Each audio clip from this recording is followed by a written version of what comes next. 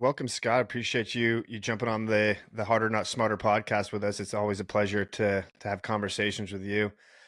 So Scott is a business savant over here with all kinds of things coming out of his background with the Service Academy Business Mastermind Group. He started 10X Vets. He's a founding member of the Academy Fund and the Service Academy Business Mastermind Investor Group. And then his first endeavor was Strength Mugs, which is using the Gallup's Clifton strengths as the baseline for decorating coffee mugs to show people what their strengths are. So Scott, it's a pleasure having you on the show. We're really looking forward to having this conversation with you. Yeah, glad to be here. Thanks for having me. And I'm glad it's the harder, not smarter Oh, for podcast. sure. So, We when we were coming up with names for the podcast, we were just shooting shit back and forth, coming up with some fun ideas. Some of them at the beginning were very business oriented. We're like, yeah, we're gonna make this professional entrepreneur podcast talking about different ventures. We had like elite ventures and venture veterans and elite veterans and all kinds of stuff like that. And nothing really felt right. And then we started throwing some more satirical ideas back and forth. Our favorite one that we didn't pick was Commando Conversations. We're like, that could have just been oh, taken so many Yeah, different ways. yeah, we would have had our own calendar. Well, I mean, we still yeah, might do the calendar. that's Yeah, right. You that's don't know actually how a great guests idea. might Hard have not shown to. up on video on that Yeah, podcast. Yeah. Yeah, we ended up going with Harder Not Smarter as a self-deprecating humor towards some of the skills that it takes both on the entrepreneurial side, but also in the military and especially in the special operations space where there isn't always a smart life hack way around something. Like I had to go through Hell Week twice. There's no easy way around that one. You just have to put your head down and shove it right through the brick wall. And I know Greg's had plenty of experiences where you just need to pick up that ruck and put your head down and go.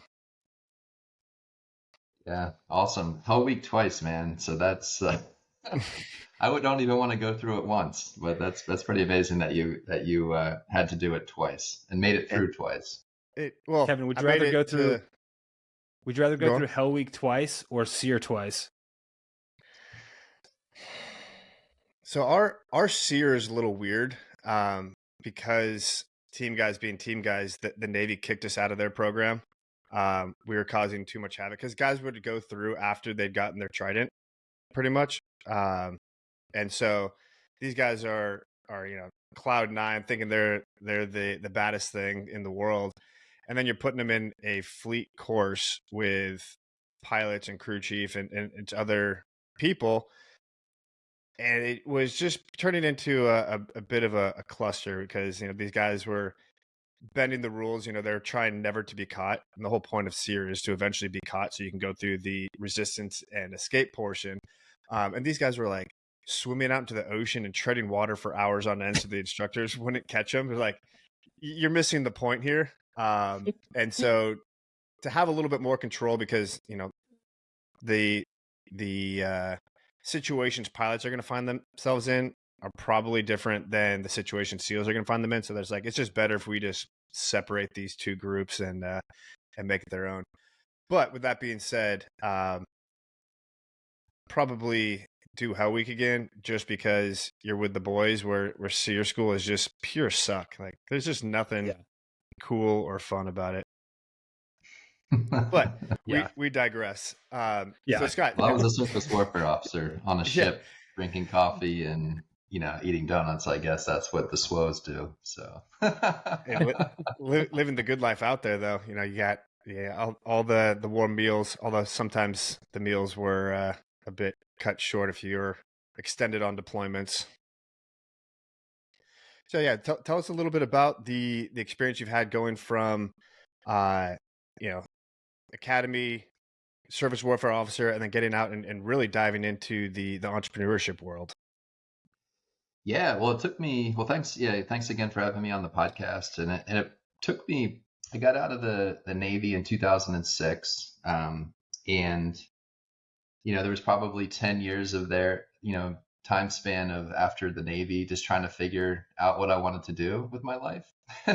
Hmm. And so on shore duty, I went to business school and did that in the evenings. And that was really the first time that I ever took a business class, at the Naval Academy. It was really highly engineering focused, and I was a political science major, only because that was the easiest major to kind of get through and play a varsity sport. So I had no Greg's idea. fist Also a pumping over political there. science major. I'm a Yeah. political science major for the very So same I just reasons. BS'd my way, just wrote the papers and whatever I had to do to kind of get through that. And so, but I was always good in with math and with numbers. And my wife's family, they're a family of entrepreneurs. My wife's father was in the real estate business and was also in the Dunkin' Donuts business.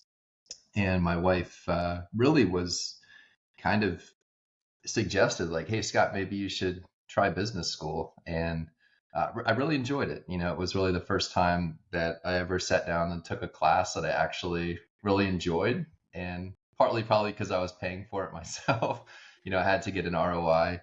But I really enjoyed business. And then I remember, kind of wrapping up my weekdays and heading up to kind of meet with my wife and father-in-law and just I would ask him a lot of questions, about business and how he would structure deals. And it was really an inspiration to me, when it, kind of came to taking the entrepreneurial path. But I wasn't quite sure back then, like what I wanted to start. I knew that I wanted to do something that had a lot of purpose and meaning, and, I wanted to serve customers that I was really passionate about serving.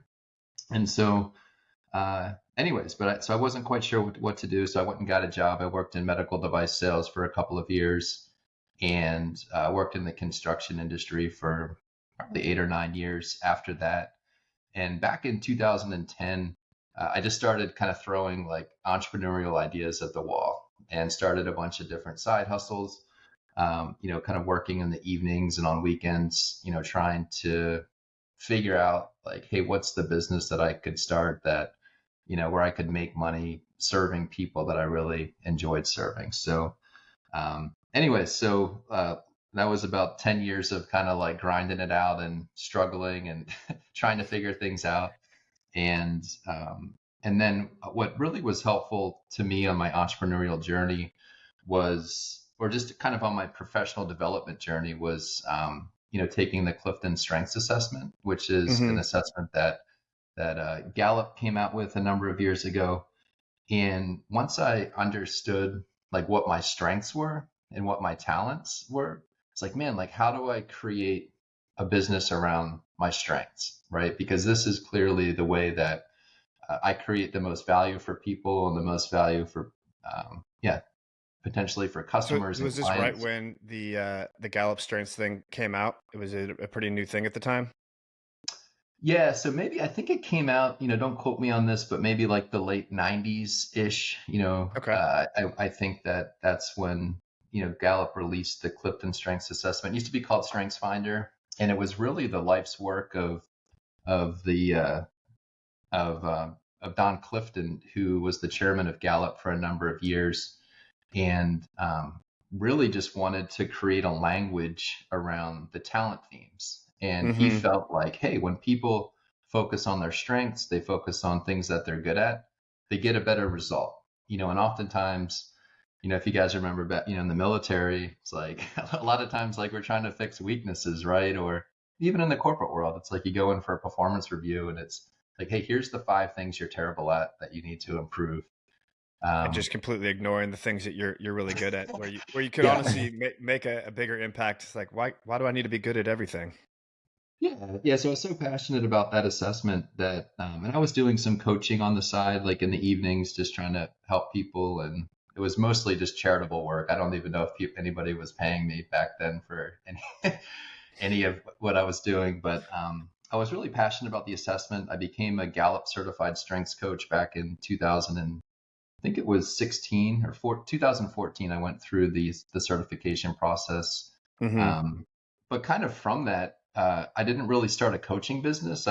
started an online store selling coffee mugs with people's top 5 strengths. So, and it worked. Like I remember launching the business on a Friday afternoon. I was leaving work for the day, and posted a link to the online store in Gallup's Facebook group, Mm-hmm. and also tweeted a guy by the name of Michael Hyatt, who's a best-selling author. I knew he had taken the assessment, and I knew what his strengths were, and that was my launch. So I posted, and I created the Shopify store. I found a print shop that would print customized orders. So that was kind of hard to find, but I found a print shop to print and fulfill the orders.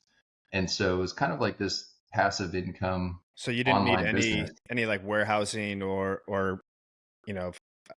product forecasting where you're like, all right, I think I'm going to sell this many. It was all a made to order. Like someone go online, say these are my strengths, and it'd send it over, print out that mug, and ship it off immediately. That's it. Yeah, and every order is different. So most of the print shops Mm-hmm. that I reached out to when I was trying to find a partner to do the fulfillment and the printing, they were like, no, we only print like a minimum of 100 or 1,000, Mm-hmm. and they all had to be the same thing, right? But with the assessment, like everybody's strengths are different. So there's 34 different strengths, and so with the coffee mugs, every single one is different. So I had to find and I knew nothing about the printing business, but after 10 or 15 or 20 rejections or conversations with people, finally somebody said, hey, you need to talk to a print shop that does dye sublimation printing. I'm like, what the heck is that? But who cares, right? So I Googled like dye sublimation printing. I found a print shop, which was actually only like 30 miles from my house. And boom, they said, yeah, we'll do these for you. And literally, like after I posted that, my big launch, my post in the Facebook group and my tweet, like I got an order within 10 minutes, and it was crazy that, which I didn't have to, it was pretty much passive income, right? And so Yeah. that was my first business, and I feel like this that's, is something straight out of Tim Ferriss's book, 4 Hour Work Week. Have you read Yeah, that one? seriously. of course, man. Yeah, that was in my library of That was the personal inspiration. development, self-help books. When I was spending, I feel like every entrepreneur has to do their 10,000 hours in the self-help section of the Oh, library. for So sure. Yeah, this is like right out of it. Find a shirt that people like. Find a print shop over in China that'll print it on order. Set up a website. Do some SEO and let the business launch and just kind of go on its own for a while and see how long you can ride that wave. yeah. So that was that, and then 3 months later, Gallup reached out to me. I got a phone call, and it was their headquarters is in Omaha, Nebraska, and I saw like the area code. I'm like, oh man, am I in trouble? What's this all about? Is this some copyright infringement? Yeah, so all the strengths are trademarked, come to find out. And I think one of the lessons, I guess, lessons learned or in entrepreneurship is don't always ask for permission, because if I probably had asked for permission, it would have been like all of the reasons why, like you shouldn't do this, right? All the strengths are trademarked, and this is intellectual property, which hey, it is, right? And Mm-hmm. so they reached out, but Gallup's been great to work with. They actually became one of my biggest partners in the business, and so. But I did have to sign a licensing agreement. I pay royalties, to use the trademarks on the coffee mugs. But they put a link to my online store on their main website, which I thought was really That's awesome. cool. That's drove really a cool lot of that traffic. Yeah, it's really cool that the leadership at that company recognized the value of this. So like, this is a brilliant idea. We don't actually need to take this and do this ourselves. We can just let Scott keep doing this and we'll just collect the royalties on it. It costs us nothing now. And just let him run with it as long as he keeps it professional and in line with our values. Yeah, man. So that was my first business that actually worked, and so we still do that today. So strengthsmugs.com is the website. My wife mostly handles the day-to-day of that. But yeah, man, it's still kind of a side hustle. It's like vacation money every year selling these coffee mugs. But I love the customer. So what I like about it is I love the customers. Everybody's personal development focused. Wanting to help other people realize their potential, whether they're team leaders or nonprofits or churches or whoever, right? Everybody's got a really cool mindset that takes the assessment. And I love, shipping them mugs and kind of seeing their mug shots on social media and stuff when they get them. So, So how did you go from Strengths Mugs to running this massive business mastermind? The Service Academy Business Mastermind group, and also the investor group within that.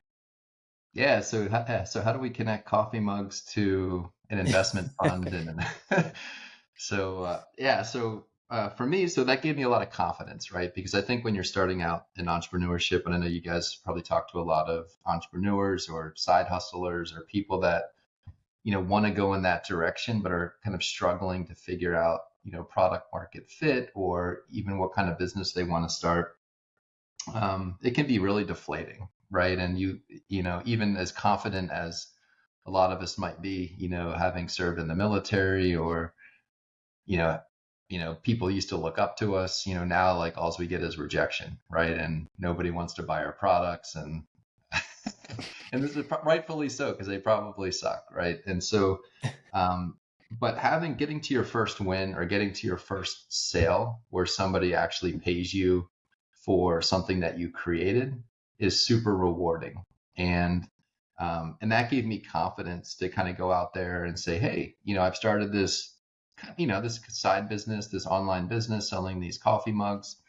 And I really just wanted to surround myself with other like-minded, at the time it was just academy grads. It was the Service Academy Business Mastermind, people that graduated from a service academy that were also starting businesses, or had started a business, and were looking for mentors or customers, or, to build relationships. So anyways, but that was really the idea behind the Service Academy Business Mastermind, which was kind of the next thing that I started after that.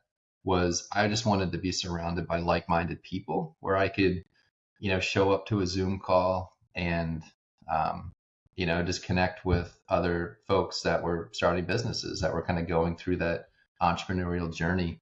And that, so at the beginning, it was a podcast where I'd interview academy grad business owners. And I think from the Strength Mugs experience, I realized that the riches are in the niches, right? It's like a lot of the stuff I started early on, it was like, hey, I'm going to do like life coaching and help people achieve their goals, right? And people were like, what goal? Like, what are you talking about? And so with Strengths Mugs, it was so nichey that it actually worked. It was like, people go to the online store and it's like, you either understand what we do or you don't, right? So I think that was a key lesson learned there. And then with the Service Academy Business Mastermind podcast, it was academy grad business owners. Like, who would have thought like anybody would listen? But it was so nichey that a lot of people listened, and and it was a way to connect people differently than they had ever been connected before. This very niche community. So so a podcast and a Zoom networking meetup back in 2017, I guess it was, before Zoom really hit the scene. But I'd host this online meetup every month, and it was free to attend, and just people were getting a lot of connections and a lot of value from coming to the meetups and from the podcast, and listening to the podcast and being a guest, and sharing their story and with the audience. And it worked, man. And so I didn't have a business model behind it at first, but that was going with what feels good, and what is attracting the audience, and what's resonating with them to want to keep coming back for more. Yeah, man. So that was kind of like the beginning for me. Just serving the military veteran community was kind of the podcast and the online meetups. From there, I just met so many different people. One of my actually business partners today suggested, hey, you should start an investor group out of this. I'm like, what's an investor group? Like, I had no idea, right? So, but there was a lot of interest in it, and come to find out, like, the investor group serves a very important need. There's a lot of military veterans out there that are in need of capital, whether it's for a real estate project or for their startup. And so the investor group helps connect folks that have investment opportunities with accredited investors who want to fund those opportunities. So Been doing that for about 5.5 years, almost 6 years. And what type And of that's, areas are you guys investing in? Is it businesses? I think I saw in there that you have real estate investments as well. yeah, so it's a mixture, so it's not one specific asset class, but I'd say probably each month we host a call. So I'll invite the investors to the call. Usually we'll have 40 or 50 folks who join the monthly investor group call. And then each month we have usually 5, 6, or 7-ish presenters, so no more than 7, who each give a 7-minute fast pitch about their Mm-hmm. opportunity. That keeps the call within an hour. People have to kind of really get to the point. Hey, this is who I am. This is what I do. And this is my ask. And it's a mixture of real estate investment opportunities, investment funds. So people that have started an investment fund, or startups, usually in like the seed, round, or maybe Series A round. So early stage startups, and Mm-hmm. they share their opportunities with the group.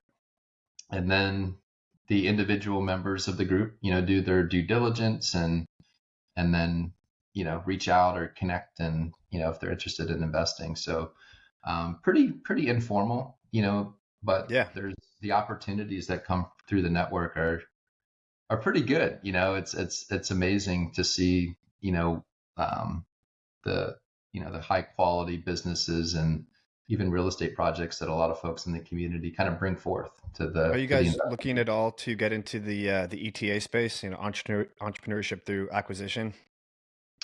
Yeah, so I mean, I'd probably talk to somebody that's looking to buy a business at least once or twice a month, and Mm-hmm. there's a group that presented to the investor group, actually a Naval Academy grad, and they have an investment fund, and that's what they do. Like, so they'll fund these, folks that are looking to transition from entrepreneurship through acquisition, looking to buy companies. Mm-hmm.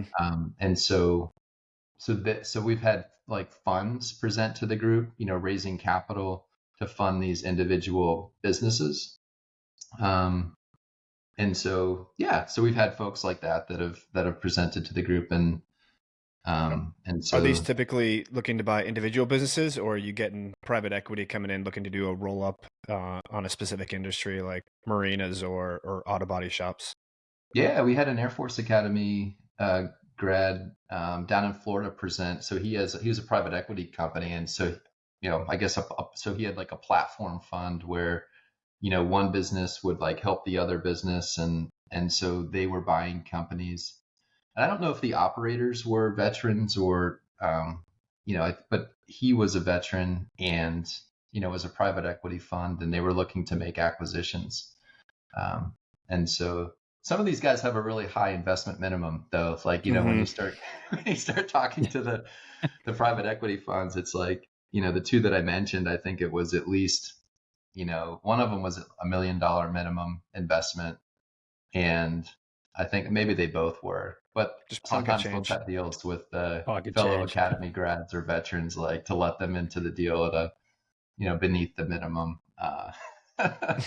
So anyways, What's but the it's interesting. It's all different types of opportunities, and and there's all different types of investors that like different types of opportunities. Sometimes somebody will present a tax mitigation strategy, right? And hey, this is a financial advisor or somebody that has a way that people can save on taxes. So we have had those kinds of folks present in the past, and so it's pretty cool, man. It's just like a diverse group of different types of opportunities, but the common thread is that everybody's a veteran, right? And so Mm-hmm. that develops a level of trust where, hey, even if somebody doesn't want to invest or isn't interested, like, you're going to get good feedback, right? People are going to get honest feedback on what you might need to improve um, in order to get funded. So, Awesome. in your yeah, man. You opinion, had something? what's the coolest opportunity that's came through that meeting? Yeah, man. So when I first started the investor group, gosh, um, there was a Naval Academy grad, class of, I want to say like early 70s, submitted the form on the website. Like, hey, they went to the SABM group website to the investor group page. They submitted a form like, hey, I'm interested in presenting to the group. I was like, oh, cool. So we set up a call, and, we were talking, and this guy was the angel investor in Zoom. Like he wrote, he used to work at WebEx back, and then the guy that started Zoom, I forget his name, but like they worked together. And this guy, the Navy veteran, was his seed investor in Zoom. And so I was Incredible. like, what? Of course you can present to the investor group, right? So he had a new SaaS startup that, he was getting off the ground, raising maybe a couple of $1 million. And so that was maybe 3 or 4 or 5 years ago, I guess, when we first started the group. And it was cool, man. Like he got investors from the call, and, I just heard from the CEO of that company. Maybe a couple of weeks ago on LinkedIn or whatever, we got an investor update, but there's a lot of academy grads that are invested in that company.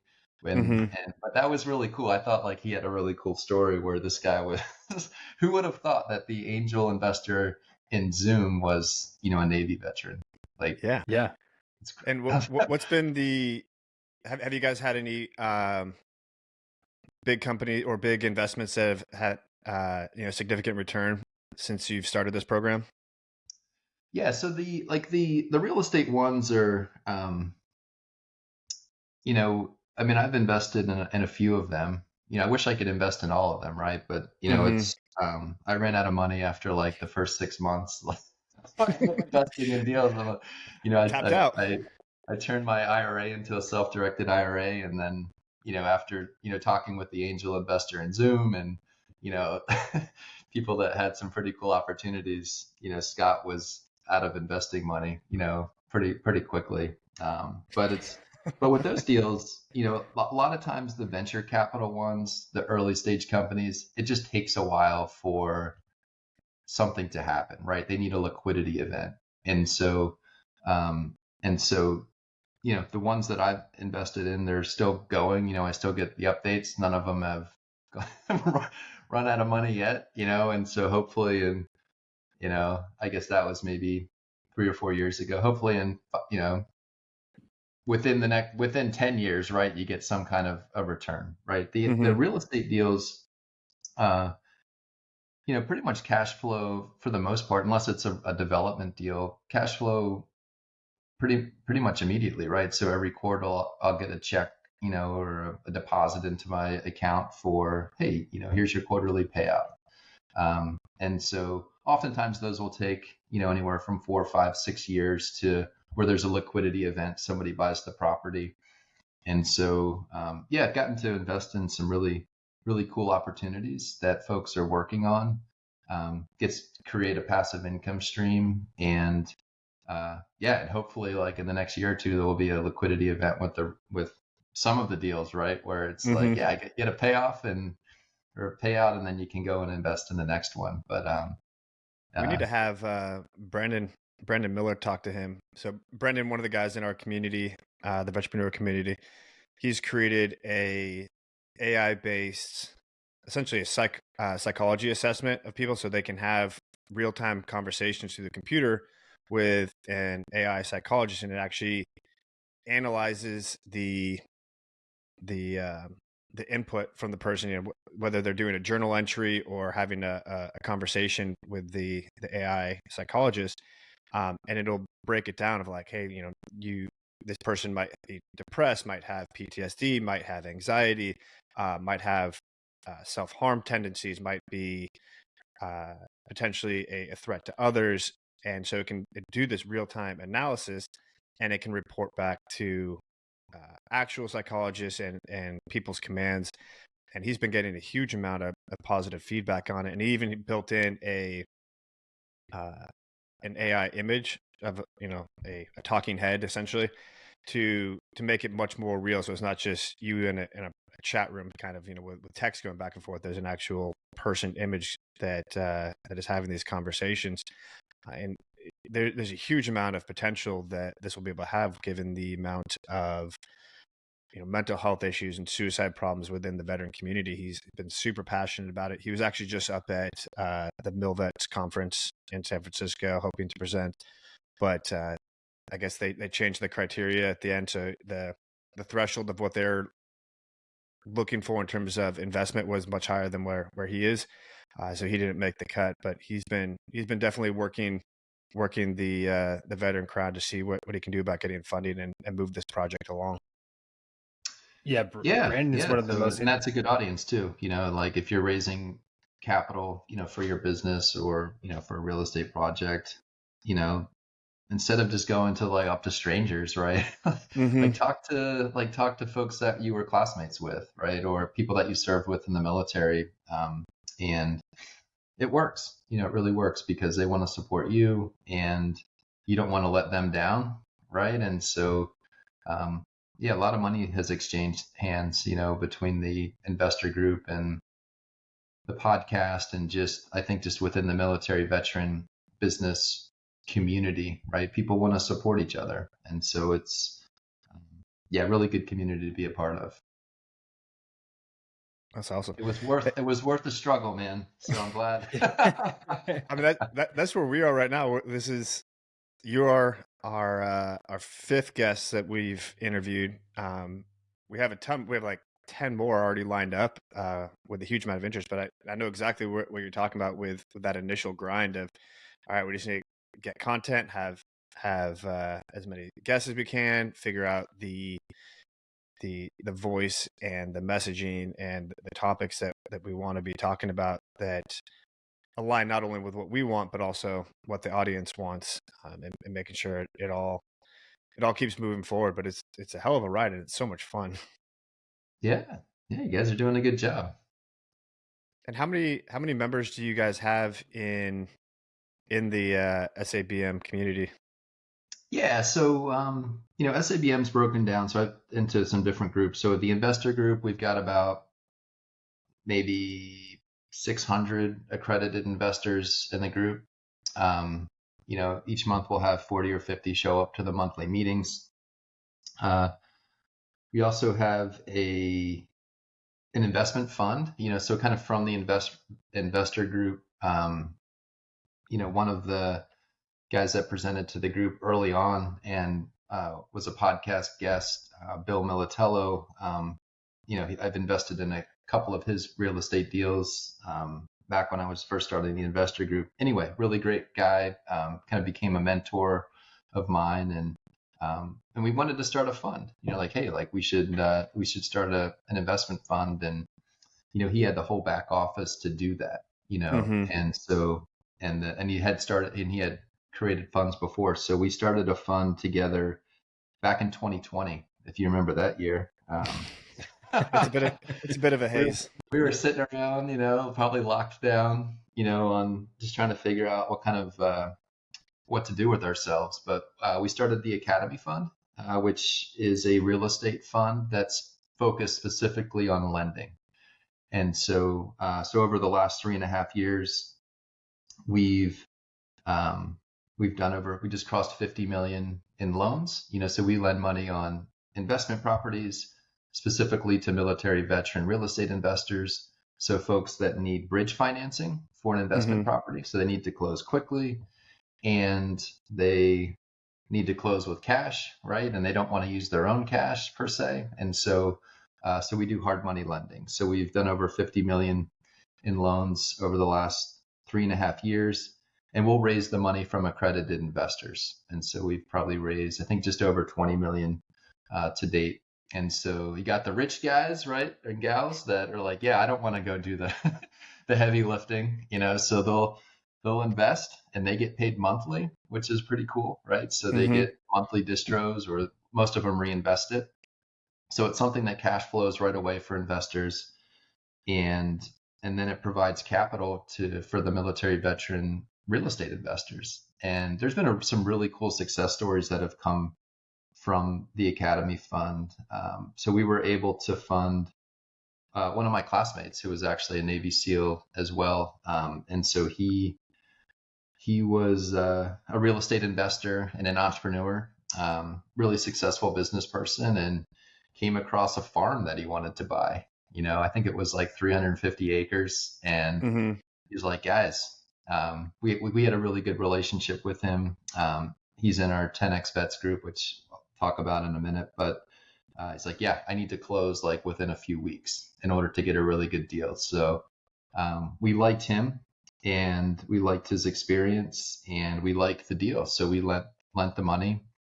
And the reason why he used our financing was because the bank was going to take, probably I think about 90 days to come through with an appraisal, right? So we couldn't get bank financing right away. So anyway, so we lent the money. He refinanced us out after about 3 months. And when the bank finally did the appraisal came in $1 million more than what he had paid for the property, right? So we literally he was able to, create $1 million of equity in this farm that his family operates. In 90 days. Yeah, it's pretty cool success story. And then another one more recently, a Coast Guard veteran. I call this guy, he's like the master deal finder. Like, I don't know how he finds these deals, but this one was a property just outside of Providence, Rhode Island. And again, like he needed to close quickly. It was a family-owned property, had been in the family for 100 years or something like that, right? And it was 10 units, so 2 commercial units, 8 apartments, and somehow he convinced the family to sell him the property. And so he bought it for $370,000, and he was going to keep it. So he was going to keep it in his portfolio. And then once it was went through the seasoning period of 6 months, he was going to get a commercial loan, refinance us out, and then, that would be a nice cash flowing property for him. But he got like 20 offers within the first few months of owning the property. So he ended up selling it a few months later for $1.3 million. So he made $1 million off of that one deal, right? And so we've done, some really cool deals like that where we're able to really help somebody kind of find a pot of gold, right? And a deal just because they were able to close quickly. And so it's really been fun to see, to build relationships and get to know some of these folks that are out there, with access to really cool investment opportunities and provide them with capital, right? And so a solution to finance the properties. And so that's the Academy Fund. And it's, we're always looking for good borrowers and good investors in that. And, but yeah, that's been a lot of fun to build out over the last 3.5 years. Scott, do you know David Gutierrez and Stuart Grazer? They run the Kinetic Men podcast, and it's also like it's a group that they also run, or a community that they also run. But they were Naval Academy grads, and they're in the real estate game. I think they invest pretty heavily up in Milwaukee. Yeah, I played baseball with Stu at the Naval Academy. No way. Yeah. Cool. So I know him well. Great guy. Yeah, that's awesome. Those guys are salt of the earth. Yeah. How did you run into them, Greg? They're in Colorado now.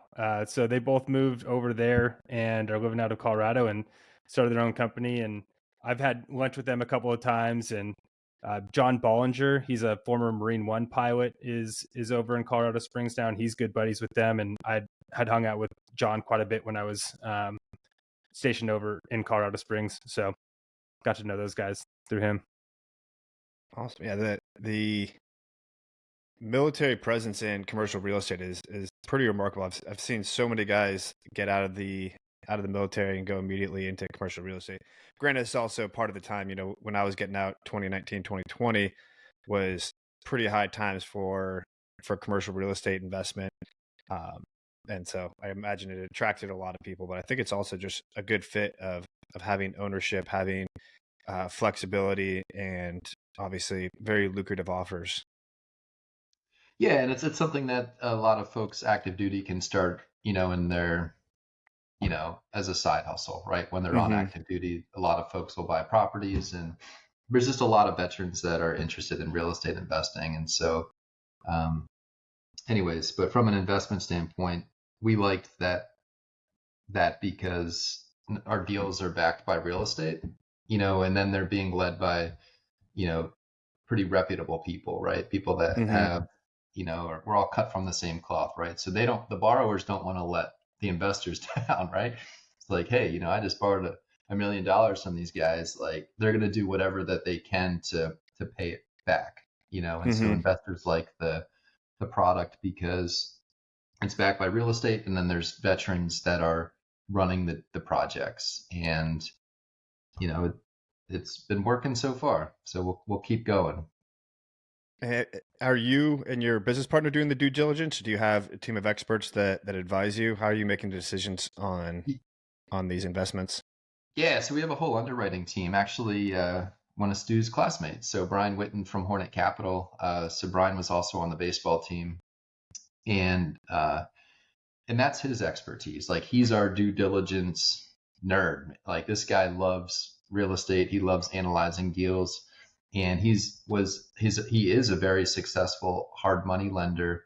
And he's based in Austin. So Brian started Hornet Capital and has been doing hard money lending for a number of years. And before that, he was doing fix and flips and investing. And so, and then he kind of got onto the lending side. And so he developed that expertise.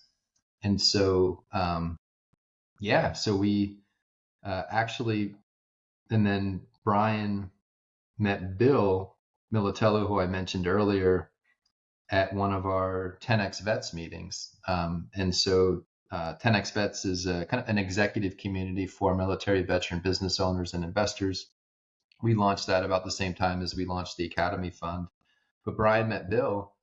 And then so me and Bill had been talking about doing this fund of some sorts, right? We didn't know if it would be venture capital or whatever. But Brian met Bill and was like, wow, like I really like Brian and I really want to be in the lending space right now because we're first lien positions, so we're at the top of the capital stack, right? So there's no bank ahead of us, so it's not equity risk. And Bill really liked that model and really liked Brian. And so, and at the time, Brian was only doing loans in Austin, Texas. And that's still where Hornet Capital focuses, is the local market in Austin. So like, hey, Brian, like, would you like to be our partner, our diligence partner, our underwriting arm for the Academy Fund? And we'd like to take your hard money lending strategy and expertise and create a fund that does lending to military veteran real estate investors throughout the country. And so Brian's team does all of the underwriting. And we also have a CFO on the team who does a lot of who helps out a lot there as well. Mm-hmm. And Bill does the capital raising. He's like one of the best capital raisers I've ever met, and so he's focuses on that. And I'm the marketing guy, so I'll bring in like through my investor group, meetings and, just the, our email list and podcast and that sort of thing. So I'll find borrowers, through the network, people that have real estate deals where they need that type of financing. And so I'll help out on the marketing side of looking for borrowers, looking for people that have deals. And then also even on the investor side, folks that are interested in investing. And so between, like going at something alone, it can be a difficult battle, right? So it looks like you guys kind of do, you do the podcast and your business together. Mm-hmm.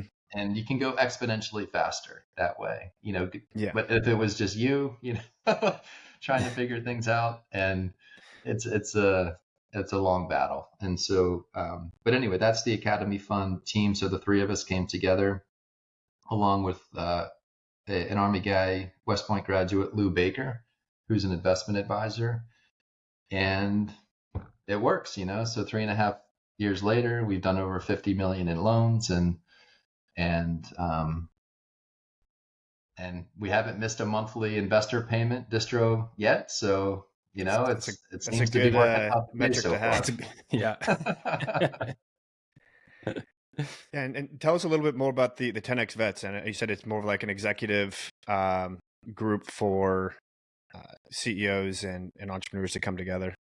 Yeah. So 10X Vets, back when I took back to the Clifton Strengths assessment real quick, so my top two strengths are competition is number one. So I hate losing more than I like winning. But, but I'm also an includer. That's my second strength. So, includers are people that, like to kind of bring people together, connect people. And so, me at my best is bringing people together to win. And so, with 10X Vets, it's really, I think, a reflection of what I do best, connecting people, bringing like-minded people together, people who have a lot in common, based on their backgrounds, their goals, that sort of thing. So we've got about just over 100 members in 10X Vets. It's a mixture of monthly workshops that we do, everything from, how do you leverage the Clifton Strengths Assessment to create a genius statement, right? And so we actually have that workshop today to help folks really dial in what they do best. We'll do another workshop each month on scaling your business. So we've got a framework called Leverage 7. And so each month we'll talk through one of the different levers that somebody can utilize in their business to kind of free up their time so that they can focus on what they do best, their genius. And so we do that each month. And then Bill Militello, he does a wealth creation workshop each month. So a series of workshops, and we also have peer circles. And so this quarter we're launching a six-figure circle. So for business owners of any industry who are earning at least six figures of personal income from their business, we have a six-figure circle for real estate investors that we're launching pretty soon in the next 30 days. And then I was talking with one of the members about the peer circles, and he's like, well, Scott, I'm on to seven figures now. So we got to create a seven-figure circle for you. His name's Ray. He's a big real estate developer in Dallas. Great guy. And so the seven-figure circle, I'm curious to see how many members we have at that level, but I'm sure there's at least a handful. And so those are the peer circles. And then we're also starting an investor syndicate as well. And so this is for folks that have a net worth of 3 million plus who are, pretty capable of investing into deals. And what they really want is to be surrounded by folks, other people that can write checks pretty easily into deals, but where we collectively do due diligence together. So a little bit different than the investor group, right? So the investor group is, hey, here's, 5 or 6 or 7 presentations. You're kind of on your own to do your own due diligence. The syndicate is a place where collectively we do due diligence. Bill's CFO will probably help out as well, with the due diligence. And we come into deals collectively, right? So we're able to negotiate terms with the issuer, and because we're writing larger checks, as a group. And people are really excited about that. We have at least 7 or 8 just already amongst the members that are like, yeah, like I meet the requirement and I want to be a part of that. And so there's been a lot of interest in that. So that's what 10X Vets is. We also do retreats 2-3 times a year. So we were just in Naples, Florida last week for a retreat. So we had 25 people fly in, and so that was a lot of fun. And we're planning on doing one out in Napa for our next retreat. So anyway, so it's a combination of Zoom calls, workshops, the different peer circles, and then in-person retreats throughout the year where relationships are built, man, and like deals happen. So it's pretty crazy. That's amazing. Bringing veterans together. I say it all the time on LinkedIn that the veteran community is unlike anything else out there. People used to talk about fraternities, and colleagues from business and stuff like that, but nowhere else do you get a group of people that literally cross every walk of life, every demographic, every socioeconomic area. There's every single type of person in the U.S. has a has a segment in the military that get represented by them. And then so when you bring us all together with a common cause, even Greg and I, we're completely different services. I was in the Marines and the Navy, he was in the Army. But immediately we had a connection with one another where we understand what the other had been doing. We have a baseline level of trust. We know that he's a responsible, hardworking, driven person that most other places don't get. Like, just because you were in X fraternity doesn't mean that you're necessarily going to trust me. Like, complete different schools, different backgrounds, different majors. You don't have that same level. It's like you have that little bit of like, we can have a conversation, but with veterans, it's immediate trust and reliability with us. And so when you start bringing in investments and running businesses and buying real estate, there's, as you said, there's a remarkable level of trust and cooperation that happens. Yeah, and there's a super high quality factor as well, and it's everybody's pretty humble, right? Like, you were a Navy SEAL, right? And so that's probably not something that you lead with, right? And right, but yeah, I try not to. I was just like a Navy SEAL for a few years, and it's just something I did, and whatever, and so I think that just the humility that veterans have, and it's pretty amazing. I had mentioned earlier on the podcast about the guy that was the angel investor in Zoom, right? Like, really, that's crazy that person was the angel investor in Zoom, right? But they're not out there like beating their chest and like posting selfies on Instagram of like how great they are. And so I think the level of success that a lot of these people have had, like, you would have no idea like what they've achieved. And the fact that they're willing to set up conversations with the younger generation, right? And invest in their companies and want to help out and be pretty open with their time. That's really what makes this community pretty amazing. It's a high quality network, and everybody's super approachable for the most part. So I got one question for you, Scott. So you come across people that are looking for investors all the time. What's the one piece of advice, especially maybe like with the current climate, what's the one piece of advice you'd give people right now that are trying to raise funds? I am one of those people potentially. So this will be especially relevant to myself. Yeah. So I would say, really kind of the first piece of advice is to ask yourself, do I really need to raise funds, right? Do I really want other, people that I have to report to in my business, right? Because, the first lesson that you learned in business school is that, hey, the shareholders always come first, right? And so that's really the first question is like, do I even want to raise funds, or is there another way that I can access capital, whether it's through like friends and family, like a loan, I don't know, whatever, right? So you kind of explore all of the different options and decide if that's something that you even want to do. And then I'd say like the next piece of advice is hire a really good attorney, right? And so don't cut any corners, don't download some document off of like the internet or whatever, the legal Zoom or whatever, you know what I mean? Like, hire a securities attorney, and there's plenty of them in 10x bets. There's, where you could do a search on LinkedIn, or I'm sure you have people in your network, and say, hey, I'm thinking about raising capital, and, and you want to have really good investment documents and help you and figure out like, what are you offering to investors, right? So I think, the first step would be, hey, do I even want to raise capital? Is this something that I actually need? Do I want these partners in my business? And if so, hire a really good attorney and talk to some people that have successfully raised capital in the past, and connect yourself with as many of those people as possible, right? So within 10x Vets, we have like part of that wealth creation, we call it the Wealth and Capital Workshop, right? So that one call brings together investors and capital raisers on the same call, right? And so we'll talk through a topic. A few months ago, it was the importance of a Form D, which is something that you have to file if you're raising capital. And so the investors were like, what's a Form D, right? Maybe I should ask, like, so we kind of like went through like, hey, this is what it is.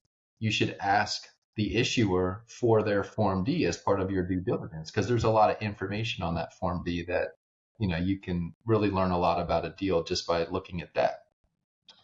And for the capital raisers, like the more like advanced ones were like, yeah, we knew that. And then, but I'm sure there were some of them that were like, you knew that, right? And so, so surrounding yourself with people that have done it, I think is really important. And professionals, right? And then also potential investors and get feedback. Like, hey, is this something that you would invest in, or what would you need to see in order for this to be investable for you, right? And so I think that's kind of where it starts, is connecting with like-minded people that have done it, and a good attorney that can help you write the documents before you go to market. And so for somebody else that that is looking to get into or looking to raise funds for a business, what's the typical business model that that you guys see if someone's going to come to you as a seed round or Series A? What's the typical industry that they're in, and what's the typical business model you want to see from them in terms of return? If they're deciding like, hey, is the SABM group a good group to talk to? Yeah, I'm trying to figure out who's on my roster for this month, because our call's next week. I was gonna just read out the sample of what deals we we have, but I've got it written down here somewhere. There we go. So for me, what's important is, hey, so they fill out an application to present, and there's some basic questions on the application. And that's just on your website? What's that? That form's on your website? sabmgroup.com/invest. There's a presenter application, and so that's got all of the questions. So I want to make sure that they're able to receive capital, right? So you don't want to present to the investor group and you've got no way for somebody to invest. Oh, we don't have our investment documents ready, or like we're not structured the right way. So this month we have a group that's presented almost every month for the last couple of years. So they do industrial real estate deals, so institutional quality real estate deals, and sale leasebacks. So they'll go in alongside a private equity company. The private equity company will be buying some sort of a business, manufacturing company, or some sort of a business, but the private equity company doesn't want to own the real estate, right? They just want to own the business, they want to operate the business, and then they want to sell it, right, in 5 to however many years. So where this group comes in is they'll buy the real estate, right? So they'll kind of like, not kind of, but they'll get a firm grasp on the operating company that's being purchased, and because it's a single tenant, right, on that and that's leasing, but they'll come in and they'll lease the property to them, they'll own the real estate, and then they have a whole fund that's what they do. So a portfolio of these types of properties. So they're presenting. We've got another company that is kind of like a co-working space for they're creating classified spaces, right? So if you're a government contracting company, they are creating these different locations, these office spaces that are classified. I've heard of this group. They're basically creating mobile skiffs, or like WeWork skiffs. So Sean is presenting. So he's presented to the group a number of times. Cool. We've got a franchisor. So these guys do kind of like ServPro or Puro Clean. They go in and do restoration work. So if you've got flooding in your house or whatever it might be, so they work with insurance companies to to restore homes that kind of get destroyed. But they're franchising, and they've been doing it for a number of years. They're looking to scale, and they just started raising capital so that they could grow from 10 franchisees to 50 or whatever their next goal is. We actually have our youngest presenter presenting to the group this month. And so they do real estate investing in Michigan. Not the prettiest type of real estate. I think it's Section 8 like deals, but like they kind of had their act together. Like when I talked with the guy, I was so impressed with like how young he was and the team that he had built, and then their strategy. I was like, man, like you want to be the youngest presenter to ever present to the group, and he said yes. So How old is he? what's that? How old is he? He's a 22 West Point grad. So I can't even imagine like when I was 2 years out of the academy, what I was even doing. And it had nothing to do with anything that was, No. building, creating wealth for the future me. So Far he's from it. presenting. We've got another group that does. I actually just had him on my podcast, and they do gaming. So they create like esports, like tournaments for high school kids and middle school kids. So middle school, high school kids, and they're in like 1,000 schools across the country. And it's really this interesting concept where a lot of these folks are like, if you think about kids at that age, like go home and if they don't play a sport, like what are they doing? Maybe they just go home and play video games alone in their room. So he's like created this way for these gamers to like form teams like in their high school and compete against each other and really kind of give them like show that, hey, this is valuable. This skill set of like being a gamer and what is really is something that you can win at and you can get trophies and championships and Well, all of there's that. huge money in that space. I think Twitch is the number one viewed website. Like it's more than YouTube. People just want to watch live stream gaming. Yeah. So he's presenting this month, and then we have another financial advisor. He's in the 10X Vets group. Who's going to be discussing a tax mitigation strategy. So they each have 7 minutes, and they'll share their pitch, but that's kind of like the menu of deals for this month. Now you mentioned companies or these presenters need to be structured and set up properly to receive funding. What type of requirements do you have? Yeah, so if it's a real estate opportunity, you need a private placement memorandum.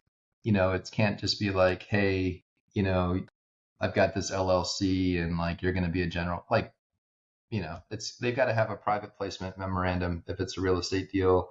Mm-hmm. And then usually the startups will have a convertible note or a safe, something like that, away the vehicle, that shows the investors, hey, here are the terms and a legal document, to accept limited partners and their deals. So, anyways, but that's kind of So it doesn't need to have like a C corp in Delaware or something like that.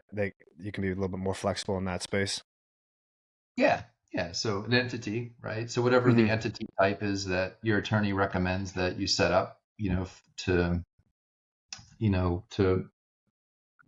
for your capital raise. For the Academy Fund, it's an LLC, and so it just depends, right? So it depends on what's the right legal structure for your business and the way to structure your capital raise and that sort of thing. And so, yeah, but yeah, then it's pretty cool, man. It's just people keep showing up. So I don't, it's the deals that I mentioned. I mean, it's interesting opportunities, right? It's like stuff that it's like, wow, like these guys are solving real challenges that are out there in the marketplace, and they've created these unique opportunities for investors to help solve those challenges, even though it's just their capital, right? It's not their time that they have to invest in building these companies. And so there's just a lot of folks that have done well and want to support them.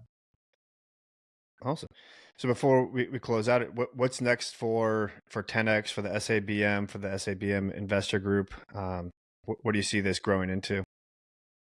Yeah, so the next things I would say, 10X Vets to launch the peer circles. So we're starting the 6-figure circles, the business owner and the real estate investor circles in the next 30 days. So March 2024, the investor syndicate, Bill's forming the steering committee for that. And so that will be launching in the next quarter or so. And I think those things are really going to take 10X Vets to the next level. And I'd like to do more retreats, like more in-person gatherings. I mean, 25% of the membership flew out to Florida last week. I mean, it was at the Ritz-Carlton. I mean, it wasn't free.